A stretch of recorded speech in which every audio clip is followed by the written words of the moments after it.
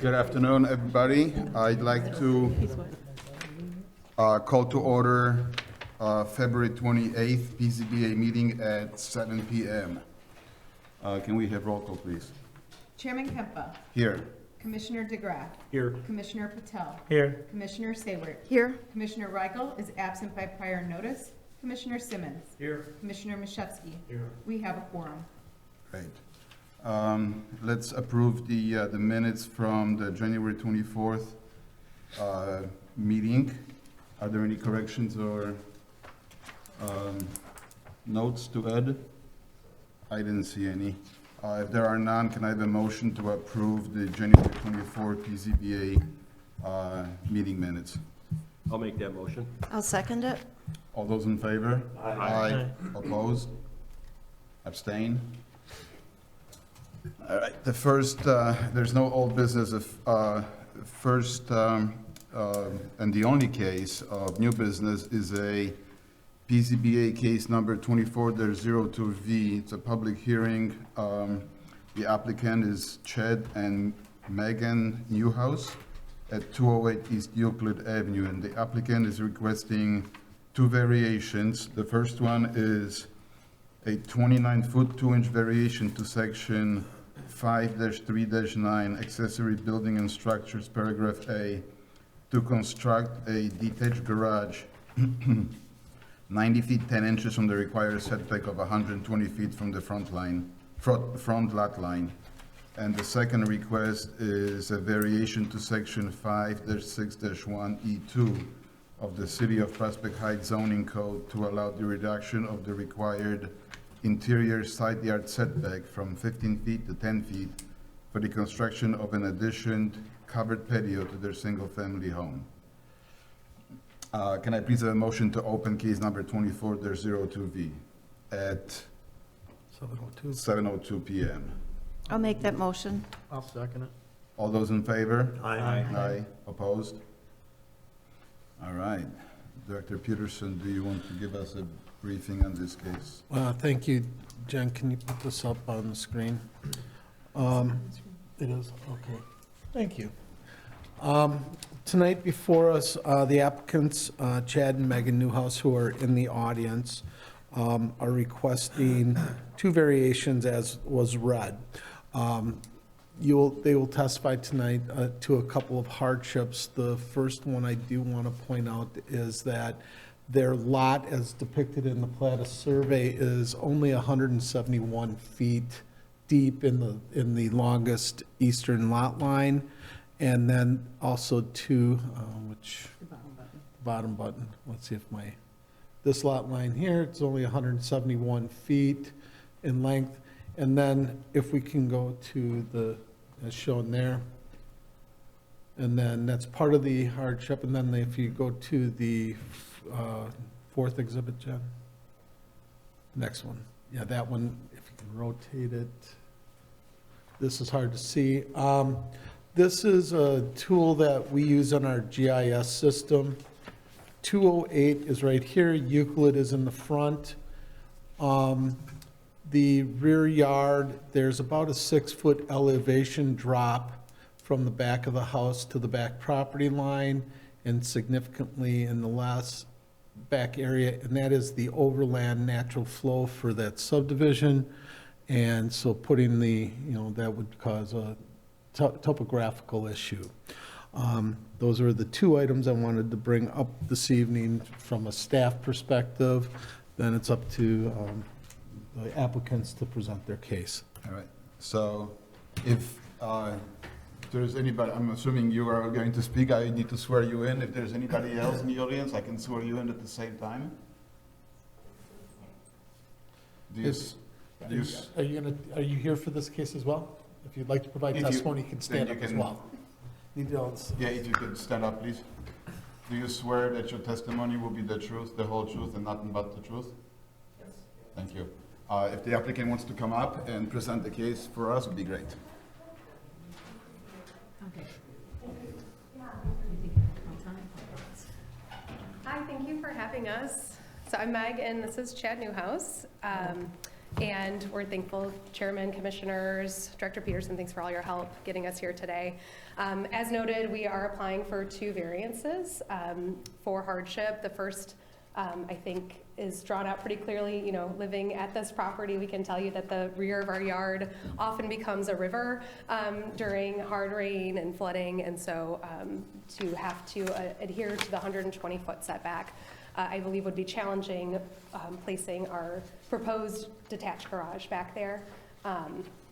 It would disrupt that flow. And so we're requesting that, as well as the way that our house is situated on the lot is a bit irregular as well. We know the lot is irregular, as well as the house being on the lot. It's actually perpendicular to Euclid and not parallel. So our backyard is what's considered the side yard, but when you walk out the back of our house, it is a about 30-foot piece of property out what we consider our backyard. And so that piece is not used for really anything. There's not much that we can put there except for, it tends to collect trash. We're living right across the street from Randhurst Mall and the Jewel right there. So we've lived at this property for nearly 12 years.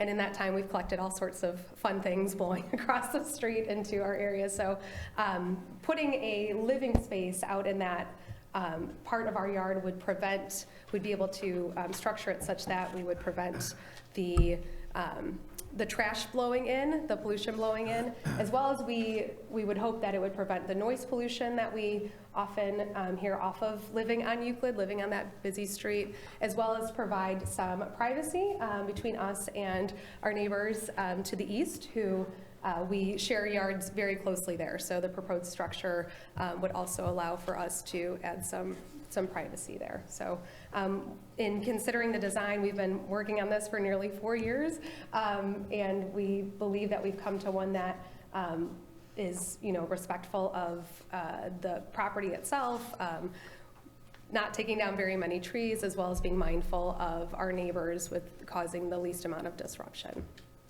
We sent out a whole bunch of these certified letters. We had one returned to us that says that they don't live there anymore. Thank you. And then we have 4 properties that touch our backyard. And we have 3 do not object letters, and our neighbor, Mr. Pratt, wanted to join us tonight to learn some more. So those are from...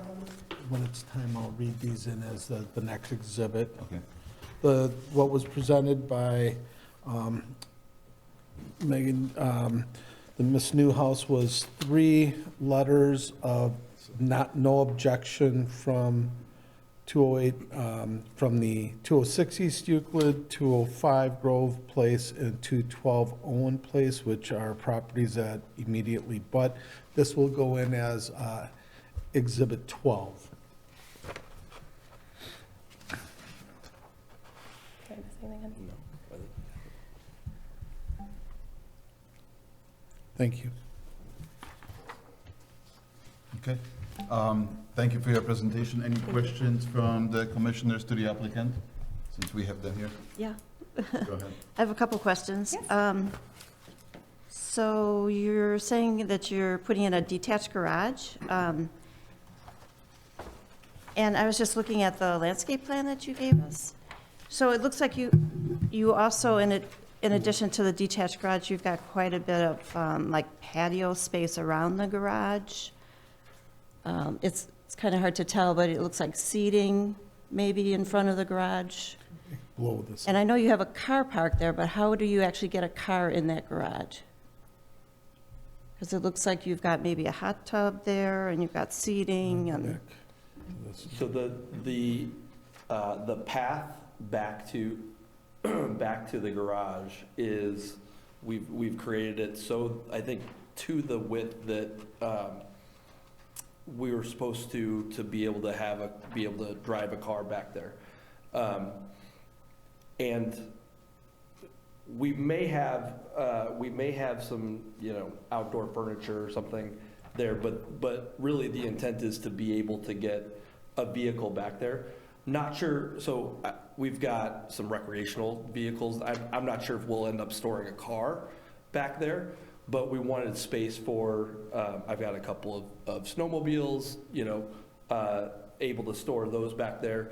But then that patio space to be able to use as outdoor living space if we can't. We'd obviously move it if we needed to get a car or whatever we needed back in there.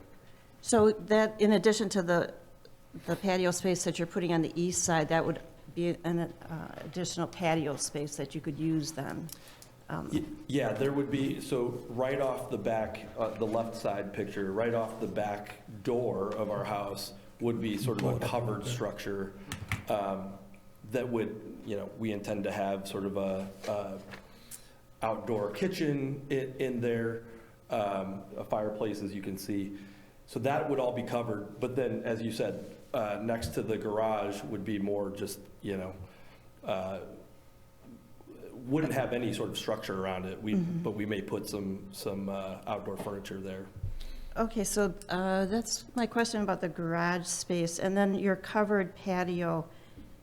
So I understand that we have the setback because of it being attached to the house and the fact that it's covered. How do you, but it's open, there's no walls around the patio space, correct? Correct. So how do you propose that's going to mitigate any noise or pollution that you're not getting now if it's just an open patio space? There will be some wall, so I don't think that We're trying to get it up here. as I said, it doesn't look like it's showing in that picture. Well, no, we blew it up, so it is the plan you sent me. Okay. So go this way, But the intent is to have other way. on what would be the south side of that structure, where the fireplace is, we'd have probably like a half wall that would store wood and have countertop. So that sort of half, we wouldn't have full walls, but we'd have sort of the half walls that would prevent. Currently, prevent you can, is this the line where the existing fence is? No. No? No, the existing fence, right where the bay windows Oh, are, this- just to the south. Okay. To the south of- Right here, Just right there, here. yep, right there. That's where the existing There's- fence is. And there's proposed privacy screens and, right, that would come out Yeah. from the wall as well, so. Yeah. So don't you think the fencing is really what's going to be mitigating the collection of trash and the noise pollution more so than the proposed patio? We have a current fence, it's not a solid fence. It's a So is this a wrought iron fence. different fencing then that you're proposing? This would be, yeah. Or This would solid. be solid, as it's shown here, sort of spaced out, which I do think will help. I mean, that will help the privacy, what do we call it, privacy fencing? That will certainly help, I think, both noise and pollution. I think, my thought is, anything that we can do to kind of prevent trash from getting into the back of our yard. So beyond the, the detached garage to the, west of that, we have a large outdoor, lawn space that we've created, we've landscaped over the years. Part of what we're trying to prevent too is the trash getting back into all of that area. So we're trying to do whatever we can, I think, to prevent as much of that getting back there as possible, along with the noise, from Euclid. What are those? So I understand that 3 lines, that's like an offset fence, if I can imagine that. What are the other? The little blocks. It was proposed Yeah, pathway, but it's not, it would be like, we've told them to take that out. yeah, like cement blocks. He was just thinking like a little pathway Yeah. from the front yard to the backyard, but we Got it, likely okay. won't keep that. Okay. This is not the final design, Okay. obviously, yeah.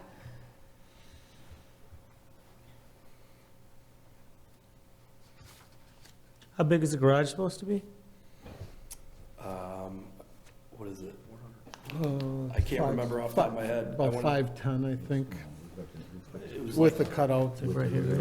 18 by 30, I don't remember the if I final. remember correctly. As we mentioned, we've been working through this for 4 years, so there's been It's taken a- several iterations. Sorry, I don't have any. Is it in there? It's- Oh, So this garage, it's kind of an L shape, okay. Yeah, part of what we try to do is, one, start the garage behind the house. So none of it was part of the side yard. Started behind the house and get a large amount of space within the garage. But then, because we wanted the hot tub as well, we actually originally wanted the hot tub in that side yard space under the structure, or near the structure.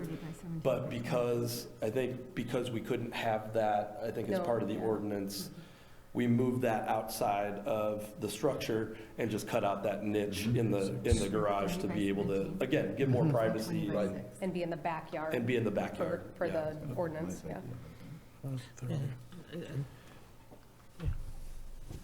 The total square footage of the garage spaces would be, the interior of the garage would be 530, and it's, if you count the covering over that hot tub area, it becomes roughly 600.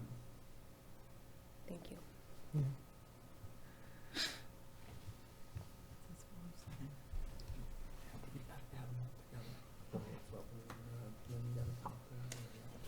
Any other questions from the commissioners to the applicant?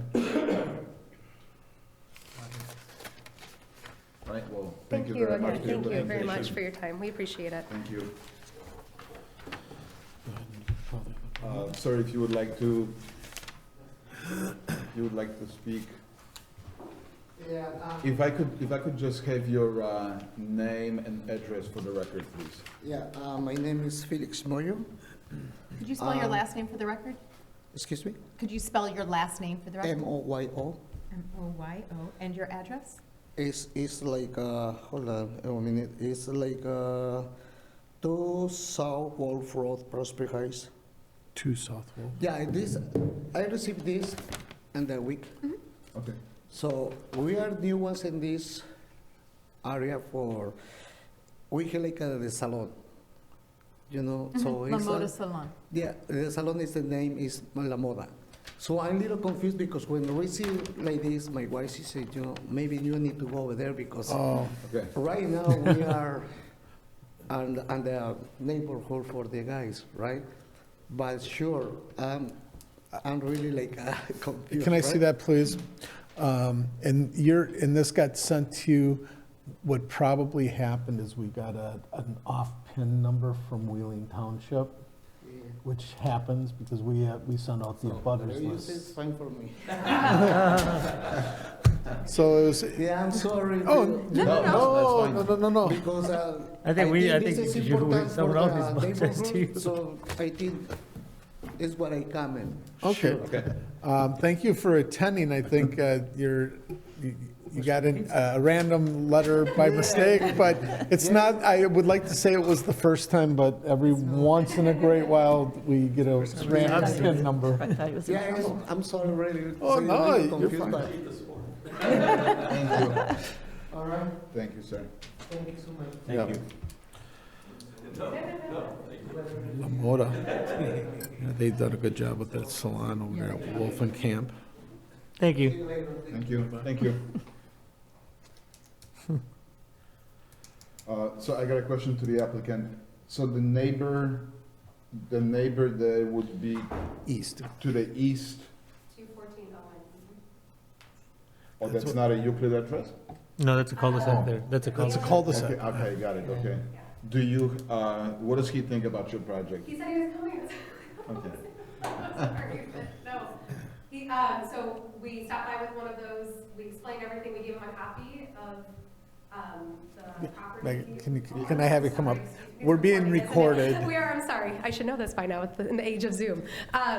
We stopped by, we offered him one of the sheets to object or not object. We talked on the phone. He said he was coming tonight, so we expected to see him. So he You said, naturally thought I that was don't him. know if he had questions, but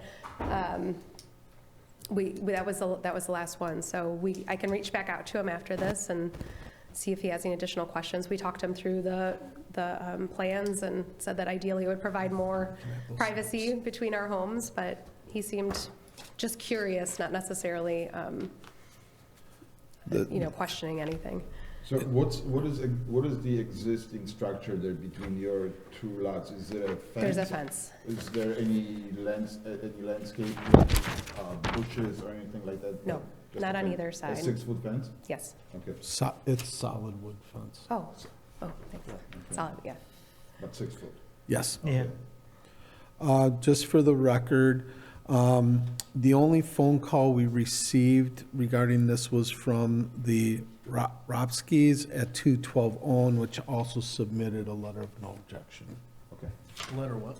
A little statement of no objection. Dan, just to clarify, the fencing, though, that's proposed would be allowed without any kind of variance? Correct. And the patio would be allowed if it wasn't connected to the house, the covered patio. Well, the patio would be allowed no matter what, it's the cover that's not. No, the fact that it's attached. No, the attached roof structure of the patio, so they could have the covered outdoor living area, they could build by right to the 15-foot setback mark.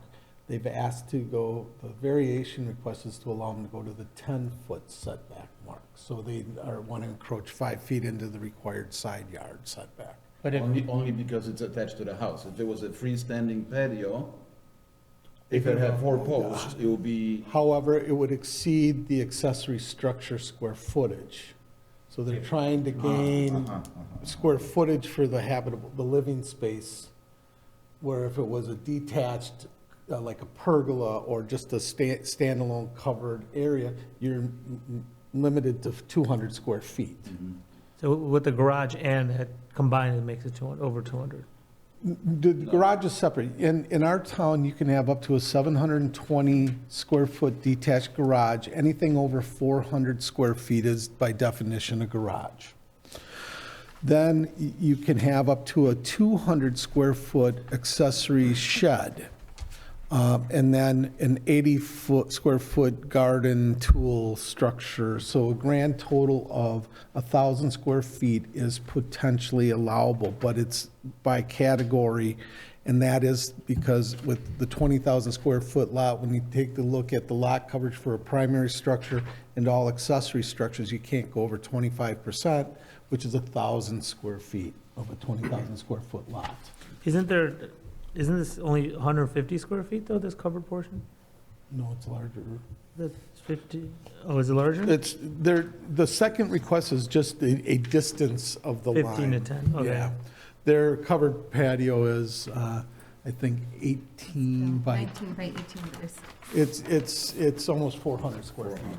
400, okay. no, it's 18 foot 6 inches, so 19 feet by 18 foot 6 inches. So Yeah, about just 370. under 400. So that the discussion was what was presented was to try and get the outdoor living space that they're desiring.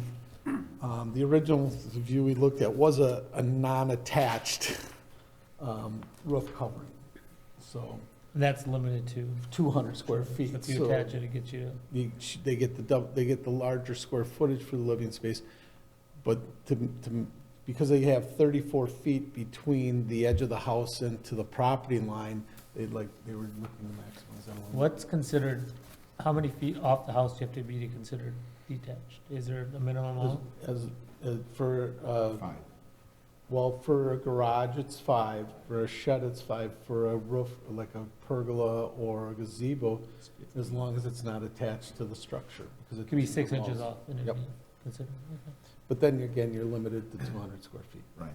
That's odd, okay.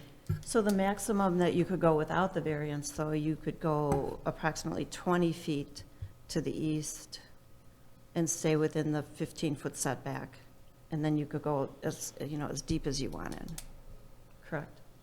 It's just, yeah, that would work, would be a way to get to that point. Again, though, part of the issue comes in is because of the limitations to the garage, so that they could have a fairly level spot before the Oh, yeah, drop-off. I'm talking about the attached patio now.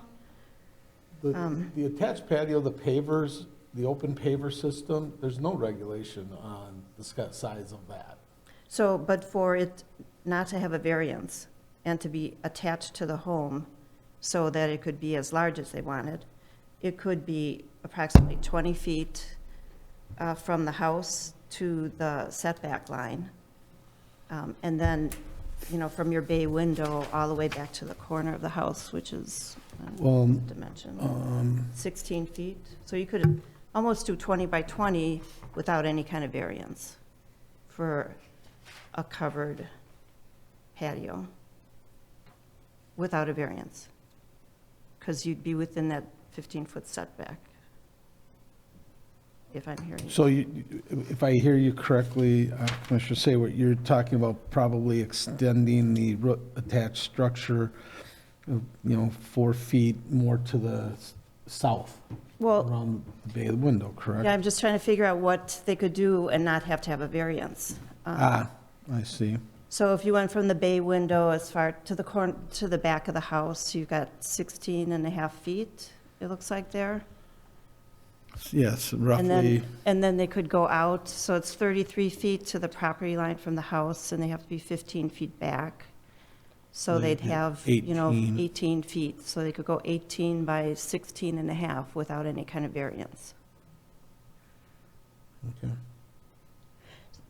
So my concern is just that, so the garage is one issue where drainage is an impact for the neighborhood. So I can see where that would be a hardship, where you're trying to locate it out of the drainage swale. I'm having a harder time justifying the side yard setback for the attached patio as it being a hardship, because I don't think it's going to mitigate the problem of noise or pollution. I think the fencing is going to do that, or landscaping could do that, because essentially it's an open patio. And the problem I have is that if we do a variance, it goes with the property. So in the future, if somebody wants to build something, we've now let them build a house up to that,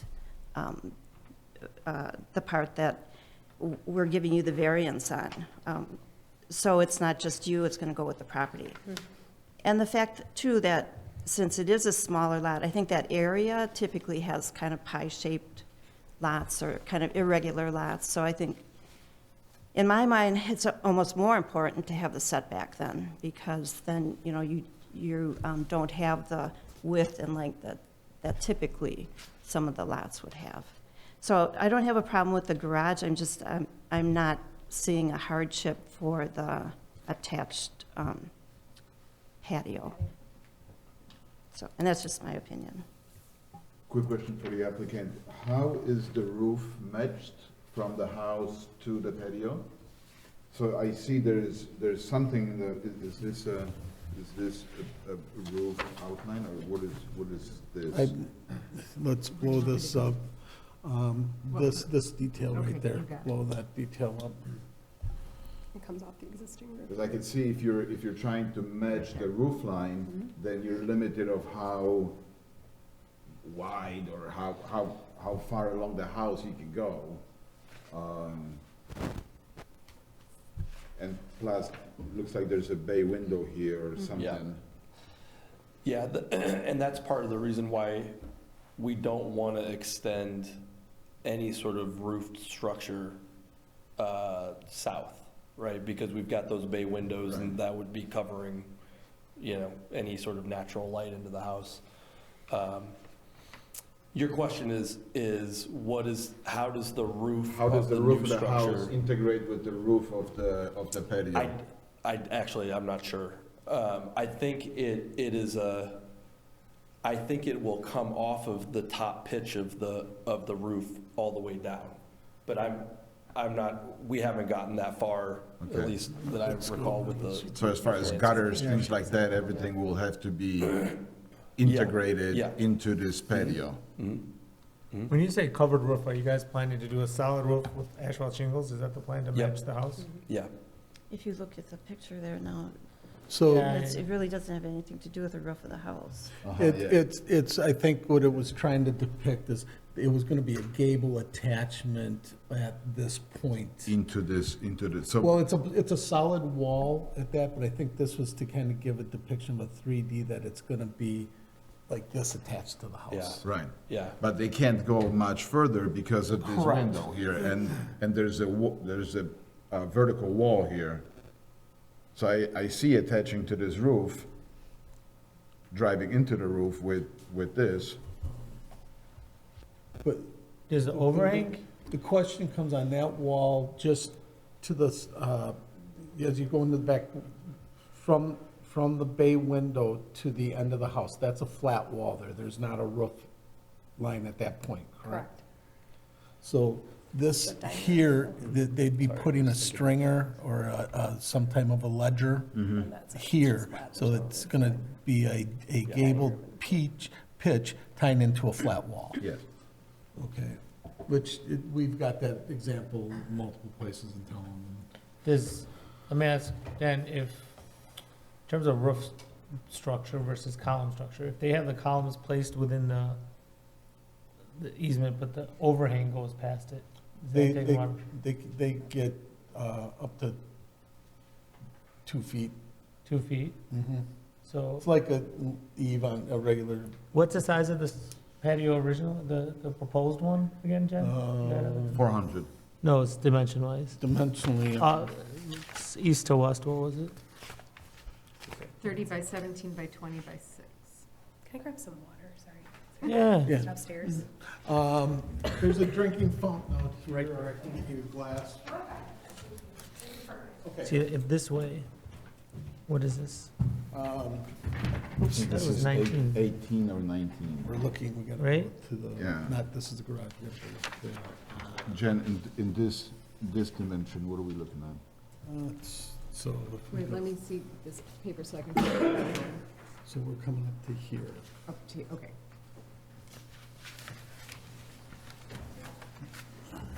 Because they have, So I know if they we're have trying to see, 33 right here, minus, right. it looks like from, 18, 19 feet.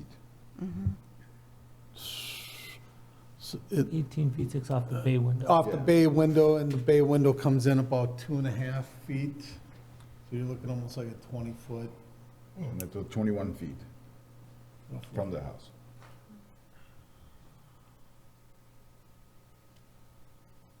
Which would leave them 21, 34. I think from here to this building, well, they have 18 feet. So they're really asking for a 2-foot variance, because this, if this is 3, this is like 2.5, right? Roughly, yes. And if they're looking, if they can overhang 2.5 feet, they just really gotta bring the structure of the posts in 2 feet, and they don't need a variance at that point, is that correct? So they still get the structure they want in terms of overhang, just that for 2 outside columns that are further south, you'd have to just bring those into your lot line. And then you have no variance needed for this, is that correct, Don? And they could still do, I mean, it might be 6 inches shorter than the 18, it might be 18 instead of 18.6. Just my quick math here, let me do a quick geometry, I was doing geometry with myself last night. No, well, because they were talking about bringing the edge of the, and part of this is they've got a property line that's on an angle. Yeah, So- it's 31. The, This is showing it's 31, this is showing it's 33. Oh, I didn't see the 31. yeah, so, Oh, okay, that's on that corner is a little more, okay, that's another 2 feet, now we're, so now we're. at this point in time, yeah, there's because of the way the property line angles and the orientation of the house, they lose about 2 feet on that back end of that. So anything less than, what,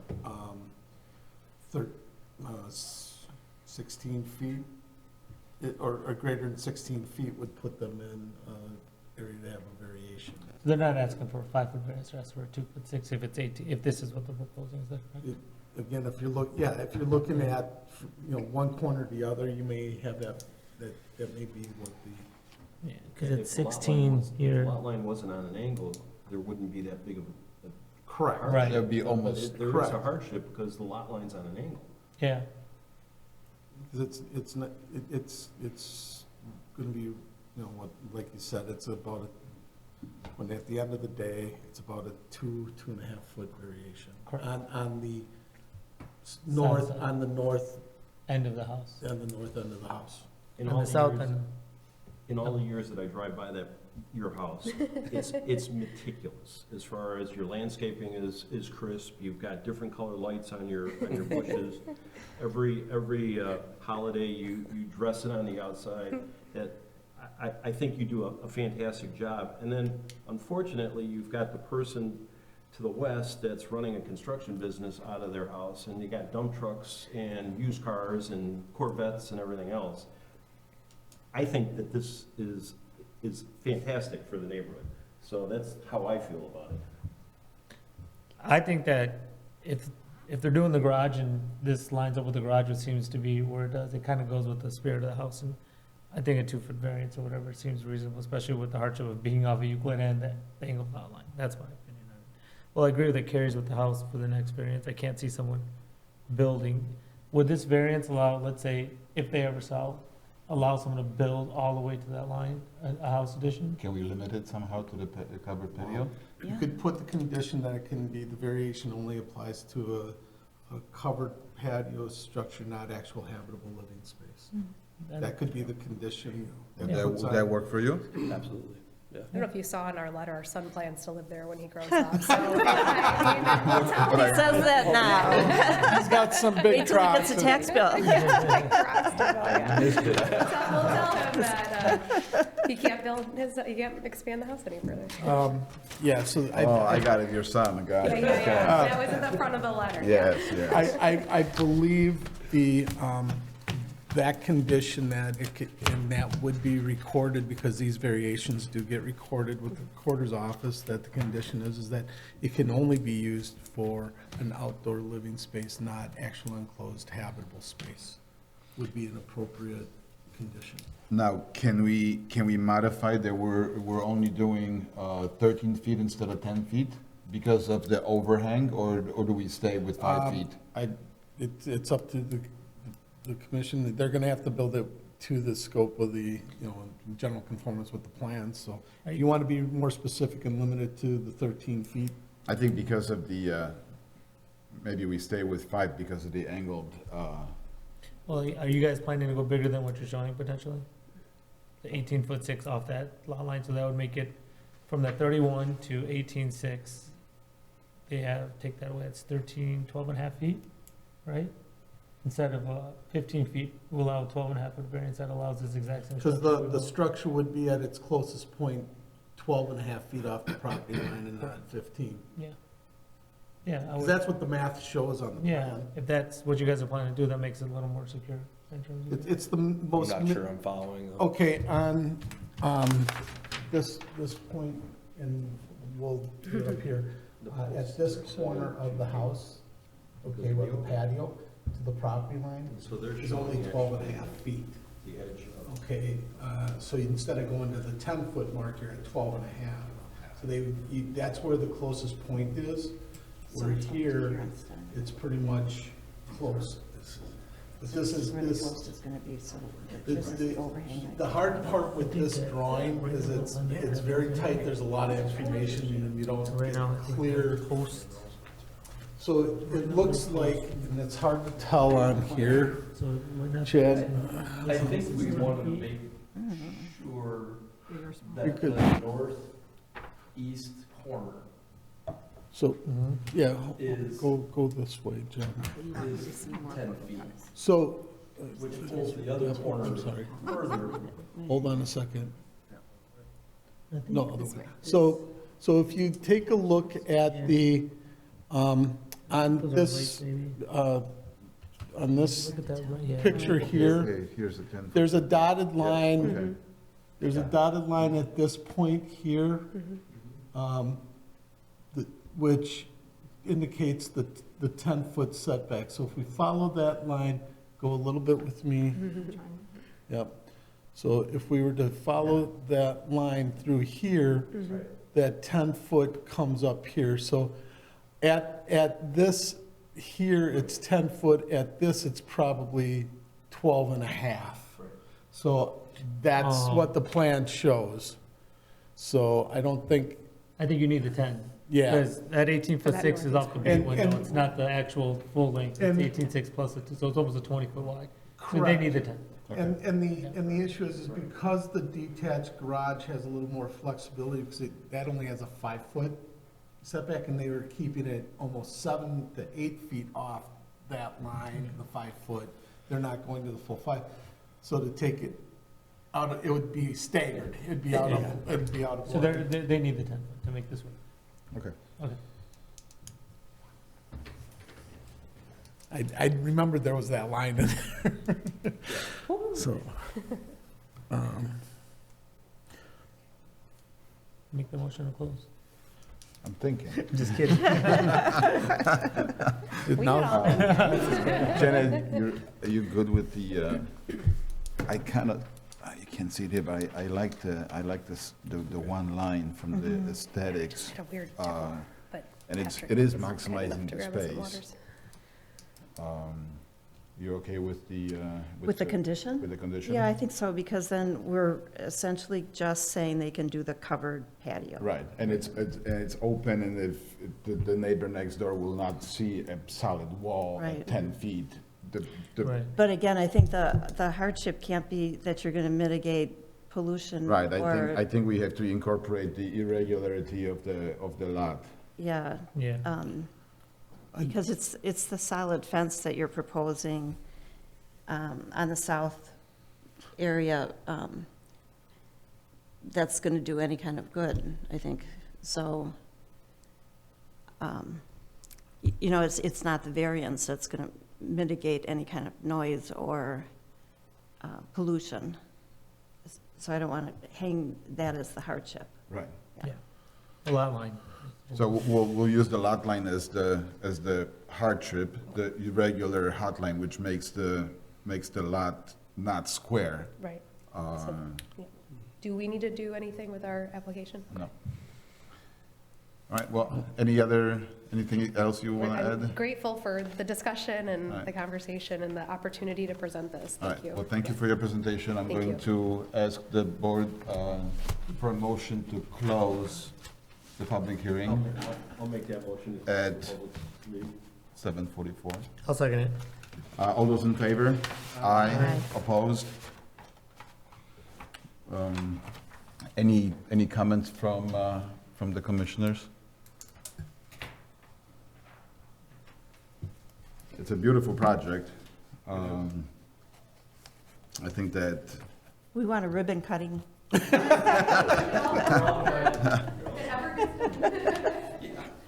all right, if there are no other comments, I think one of the things that we should also say as part of the record is that the request is the minimum that they could have asked for to meet the request, because they could have asked all the way to the 5 foot. 5 feet, They could yep. have moved the garage to the 5 feet, and I think they've done a good job of keeping the request, the minimum request necessary for the variation. okay. Okay, can I please have a motion to accept into the public record the evidence and the testimony presented this evening, including exhibit number 12? Also, this diagram that you see on the computer, that will be exhibit number 11. Okay. The shed. Same thing else. I'll make a motion. All those in favor? Aye. Opposed? All right, can I please have a motion to recommend to the city council approval of case number 24-02V, which is two variations. First one is a variation to section 5-3-9 to construct a detached garage 90 feet 10 inches from the required setback of 120 feet from the front lot line. Do we have to do it separately? Separately Okay. with roll call votes, Mm-hmm. please. All right. So can I have a motion for variation number 1 to case number 24-02V? I'll make that motion. I'll second. All those in favor? No, roll call. She's got a roll call. Yeah, do roll. Roll call, please. Commissioner Sayward, Aye? Commissioner Patel, Aye. Commissioner DeGraff, Aye. Commissioner Simmons, Aye. Commissioner Machewski, Aye. Chairman Kempa. Aye. Now, can I please have a motion to recommend to the city council approval of case number 24-02V for the request of a variation to section 5-6-1E2 of the City of Prospect Heights zoning code to allow a reduction of the required interior side yard setback from 15 feet to 10 feet for the construction of an addition covered patio to a single-family home with the condition that the, The variation will only apply to the covered patio. to the covered patio, noting that it's a minimal request. I'll make that motion. I'll second. Roll call, please. Commissioner Machewski. Aye. Commissioner Simmons. Aye. Commissioner DeGraff. Aye. Commissioner Patel. Aye. Commissioner Sayward. Aye. Chairman Kempa. Aye. I will send you a draft, Chairman, when I get this condition written out. Thank you. The city council will hear this on March 11th, as this received unanimous recommendations. If you would like to have it handled as a waiver first reading, I would need a written request from you, and we can talk about that next week. Otherwise, it's a two-step process with council, the 11th of March and the 25th of March. So, but it definitely 6:30 on Monday, the 11th here in this chamber. Thank you. Thank you. Thank you. Thank you all so much. Really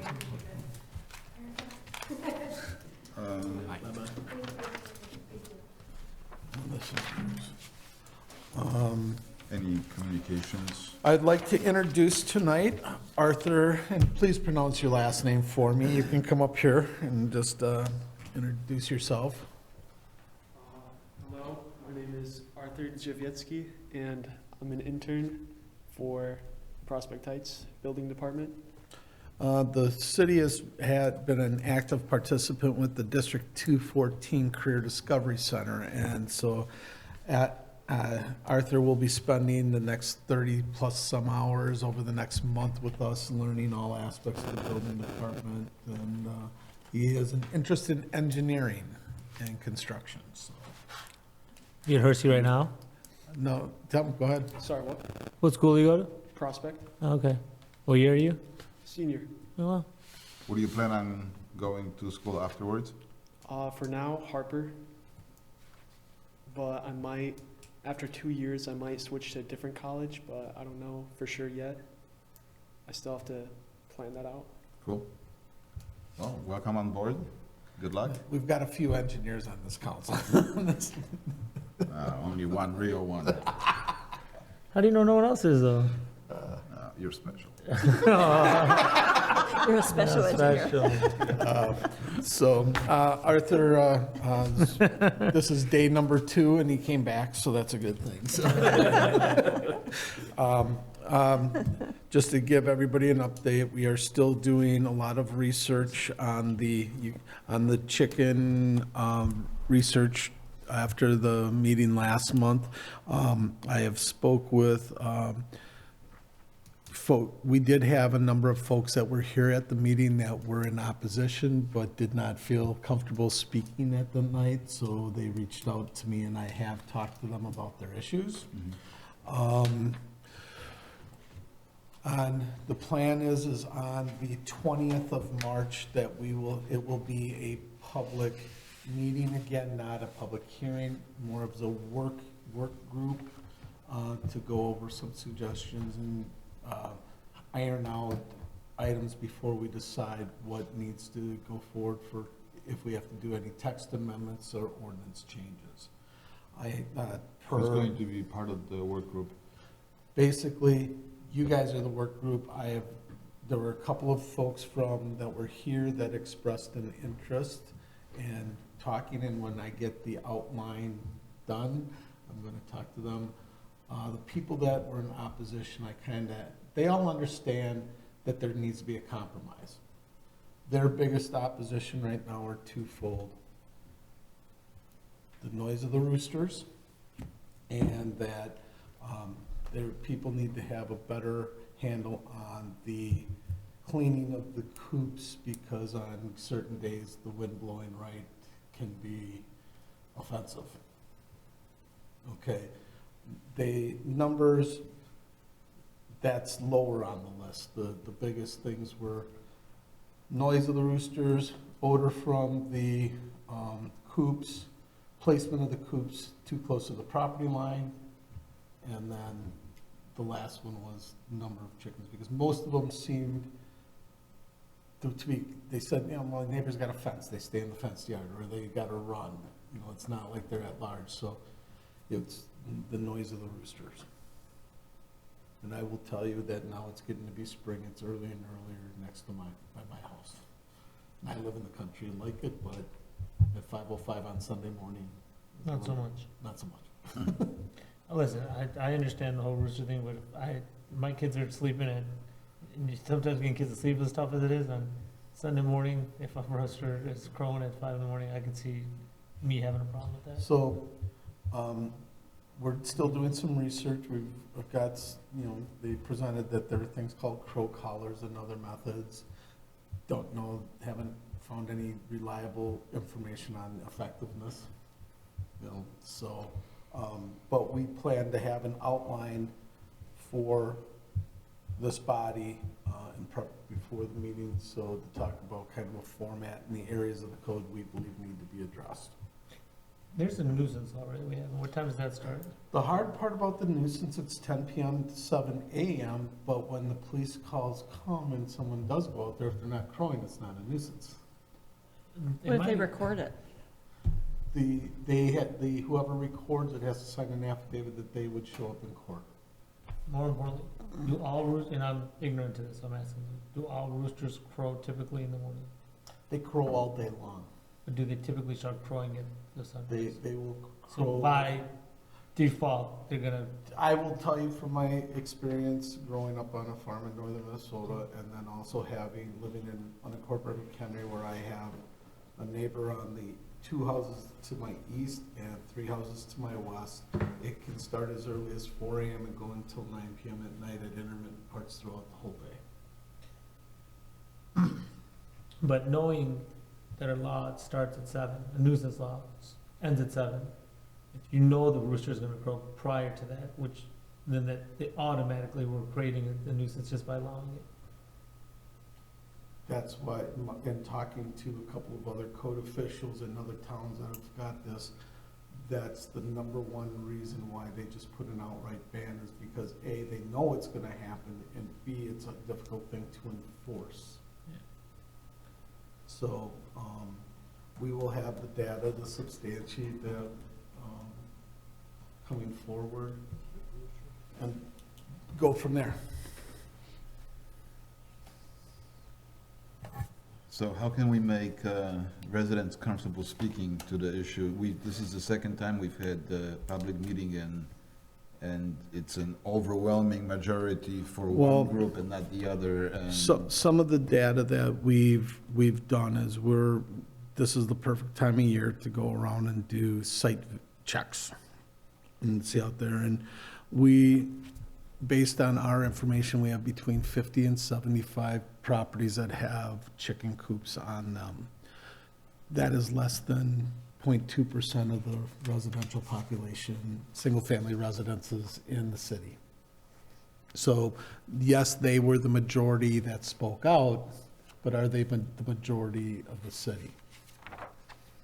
And sometimes, Yeah, so to the chairman's point, how do we make, how do we make the minority speak?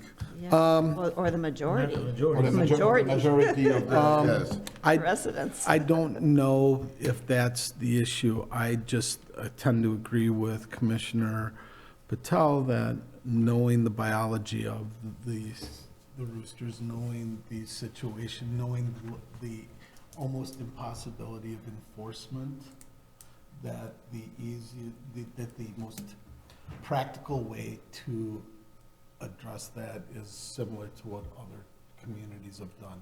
I don't see anybody taking their rooster to a vet to do a vocal cord crop. I know, but my only. I understand is Yeah.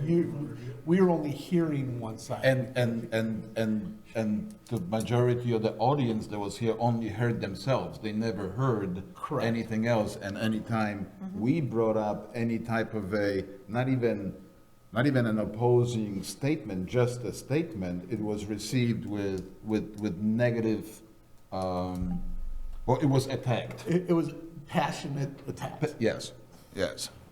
I wish I had a better answer, but I don't know how to get that silent majority to speak.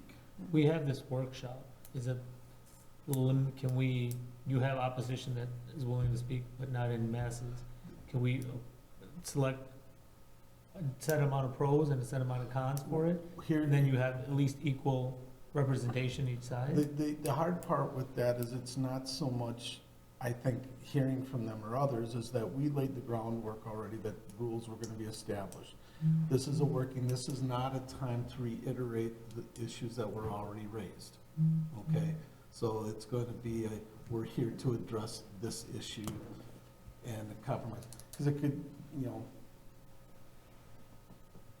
in my mind, the hardest deal is going to be the number of birds that are allowed. So do we even have to limit it? I mean, Um, you're already limiting the noise and the property maintenance issues and, The hard part is, okay, we had a gentleman stated that at one time he had approximately 80 birds for meat production. That's not personal consumption based on well, and we say that they can't have it for commercial purposes, but, purposes.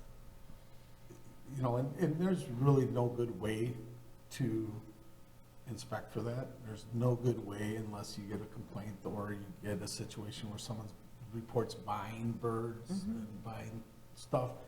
I think what the number does is also kind of controls the secondary odor and health issues that can come along with a large number of birds. I think everyone that was here that day, I would say 95% had less than 20, I would guess. Correct.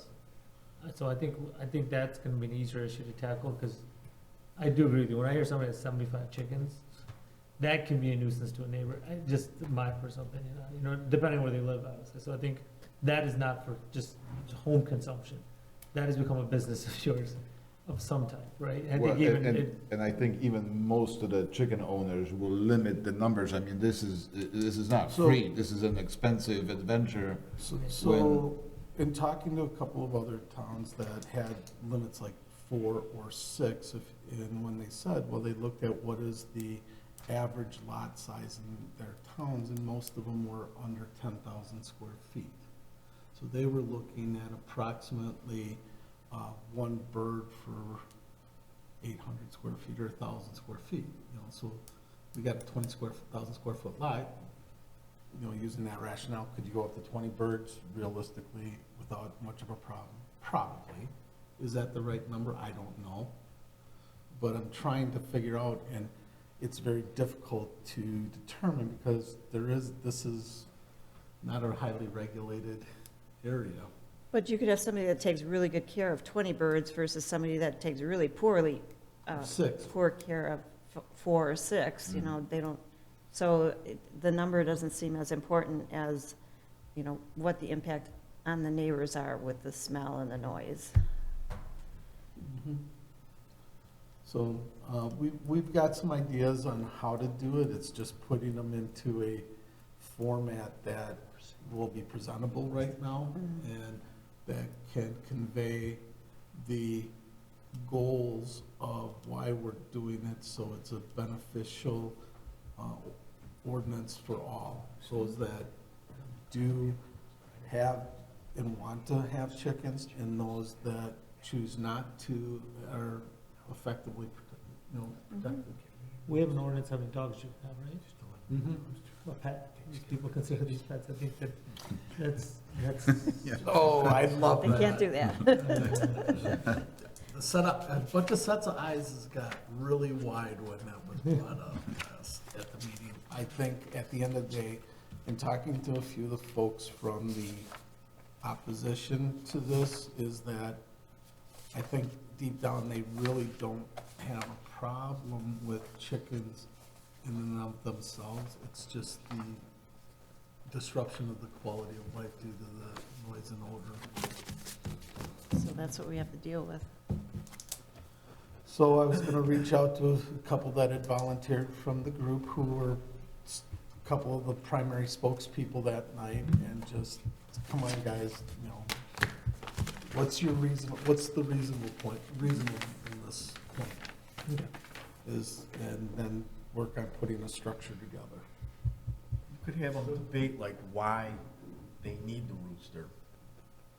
Because if your goal is eggs, that's not, the rooster has nothing to do with that. So I really don't know. I think it was for protection. I'm just trying to remember the books that I read. Someone did before I got- say protection.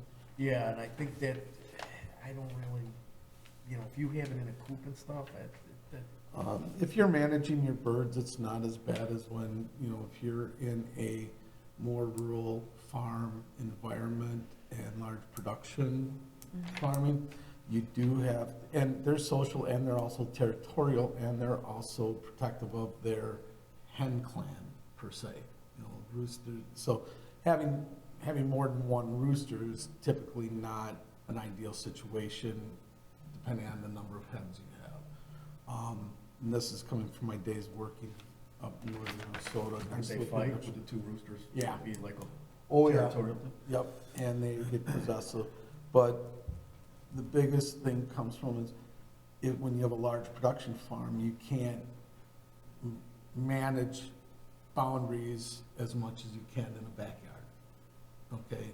Away from raccoons, weasels, skunks, Cooper's Hawk. Cooper's hawks, the red tails, the small owls we have in town, other rodents and the roosters in a social setting, if it Kitty cats. do a pretty good job, that's their job, but in most of our situations, these are well managed. The number of complaints we get, guys, is not very large, but they all stem around typically those three bigger issues: the noise, the odor, and the number. So, but roosters in a traditional agricultural situation, a farm situation, serve a purpose. I just don't see that purpose here. They're also looking at reproduction. They're looking at doing a breed that match roosters to your hen stock, so you get the best egg production, you know, and the potential of that. But you don't need a rooster for egg production. So Dan, on the workshop, are we gonna present I will, the owners with a solution, or give them like, you know, here's the three issues, you know, rooster, smell, and the third. And, you know, maybe let them eliminate which one. I think what we to do as a precursor to the meeting is speak to the folks that are the vocal leaders that were stepped up and say, okay, from a group perspective, you want to be part of this, and these are the issues that need to be addressed. Are there reasonableness and if there's not, there's not. And if then we know what we're going to face with, and then the discussion's going to be a little tougher. Okay, I don't think we can get a group consensus out of 75 people. All with the, you know, so you got to come this way. We got to put our positions down of where we want to be. And the number of birds I see as a negotiable or a consensus building. I think we can manage a lot of the other issues by the registrations and at least a one-time-a-year annual inspection of the properties, to make sure that they have a good maintenance, cleaning plan, storage of their food, how their coops are in relationship to property lines. I think those are all easily manageable, at least on a one-time-a-year basis. You know, and most people, as long as they know what the rules are, I think they want to comply. That's not the issue. I just think a lot of the folks that are out there didn't know we had, there weren't really new rules, and I will tell you, all their coops and all their stuff have always been on the books. It's just bad information went out there because our zoning code under accessory structures defines barns, kennels, pens used for animals, all our accessory structures, whether they're roofed, not roofed, whether they're, have walls, no walls, those are all defined already. They've been in the code forever. It's just, let's get them correct, let's get them out there so everybody understands, and then manage it to the actual standards that are in the code for those structures. And I think we can start the dialogue saying, these are where we're gonna go, and this is the direction we wanna go, and have a little debate, but I don't think, if it came down to it and I had one thing, it would be the roosters. But then how do you make them get rid of it? Enforcement's another. I will tell you, and some people may think this harsh, but livestock serve two purposes. They are or three purposes. They work for their respective operator, oxen, horses, whatever. They either produce food, milk, eggs, meat, or they are food. That is the simple. Let's not bring that up. Well, no, To that, I'm saying. 'cause no, that's- I know, Well, but you have to, because otherwise we become sanctuary yards for No, I don't for think it's animals, our right? problem, but the solution is get rid of it. no, if someone wants to keep a hen that's not producing, that's their choice. They feed it, they house it, they do whatever, take care of it, but at the end of the day, They're not pets. Well, Well, to that's answer what- his that's question, what- how do you that's get what rid it- of it? that's That's what not it- our problem at that point. We at can't come up with a that, solution. at that point, then it's their choice. If they got a hen that's not producing, they want to bring in more hens that are producing, and there is a number, or whatever that is, then a choice has to be made. Life is all about choices. I'm not- Choose it at the meeting, so we'll eat dinner. What was that? Speaking of choices. Yes, speaking of choices, can we end the meeting so I can go eat dinner? There's a transfer right there. Well, yeah, I'm done. Finish I'm your just, dinner. we got into a lot of discussion. Again, we don't even have all this to paper yet. We're Try. still going through that as we speak. Chicken's making hungry right now. Come on, Monty. Anybody else? Yeah, Monty, bring that. Are you gonna go get some chicken wings or? Yeah. I think I know a place. If there are no other constructive comments, can I please have a motion to adjourn I'll give you that motion. at 8:08. 8:08? I will second that motion. All those in favor? Aye. Opposed? Kneel.